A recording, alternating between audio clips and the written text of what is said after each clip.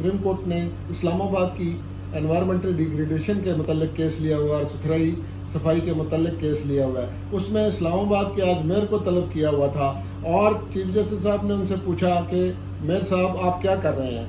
آپ کو یاد رہے کہ پچھلے دنوں میں سپریم کورٹ میں آنے سے پہلے اسلام آباد ہائی کورٹ کے اندر 90 دن کے لیے جو سسپینشن کا آرڈر تھا میئر صاحب کا, انہوں نے چیلنج کیا تھا اور اسلام آباد ہائی کورٹ نے اس آرڈر کو سسپینڈ کر دیا تھا اور انہوں نے کہا تھا کہ آپ کام کرتے رہیں.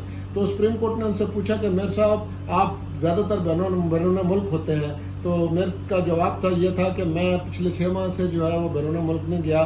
تو چیف جسٹس صاحب نے ازراء تفنن یہ بھی کہا کہ شاید کورونا کی وجہ سے آپ باہر نہیں جا سکے. تو انہوں نے کہا جی آپ کام کریں, آپ کو کام کرنے سے کون روکتا ہے. تو جسٹس عمر بندیال نے مثال دی کہ نعمت اللہ صاحب اور لاہور کے جو میئر صاحب کا ہوا شجاع الرحمان صاحب, یہ آئیڈیل قسم کے میئر ہیں جنہوں نے بڑا کام کیا. تو آپ بھی اپنا کام کریں. اور وہاں پہ جو پہاڑی ہے ہماری مرگلہ کی وہ کٹتی جا رہی ہے اور اس کا نقصان ہو رہا ہے, اور وہ سارے کی ساری پہاڑی جو ہے وہ اگر موٹر وے کی طرف سے دیکھیں چیف جسٹس صاحب نے کہا تو آدھی سے زیادہ کٹ چکی ہے. وہ سپریم کورٹ نے کہا کہ ہم اس کی اجازت نہیں دے سکتے.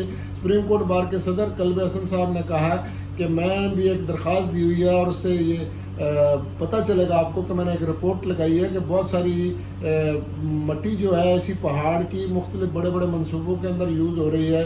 اور چیف جسٹس صاحب نے کہا کہ نہیں, ہم اس کو ایسا کرنے کی اجازت نہیں دیں گے. اور اسلام آباد میں اندر جو صفائی ہو رہی ہے اور سینیٹیشن کا مسئلہ ہے وہ بھی بالکل جو ہے قابل اطمینان نہیں ہے. انہوں نے ایک کمیٹی فارمولیٹ کر دی ہے جس کے اندر انہوں نے وزیر داخلہ کو رکھا ہے, سی ڈی اے کے چیئرمین کو رکھا ہے اور میئر اسلام آباد کو, اور انہوں نے کہا جی آپ اسلام آباد کی حالت کو دیکھیں اور اس کو بہتری کریں. تو یہ دوسرا ایک انوائرمنٹل ڈیگریڈیشن کا کیس جو تھا یہ بھی بینچ 1 نے آج لیا اور یہ بھی بڑا اہمیت کا حامل کیس تھا. Thank you.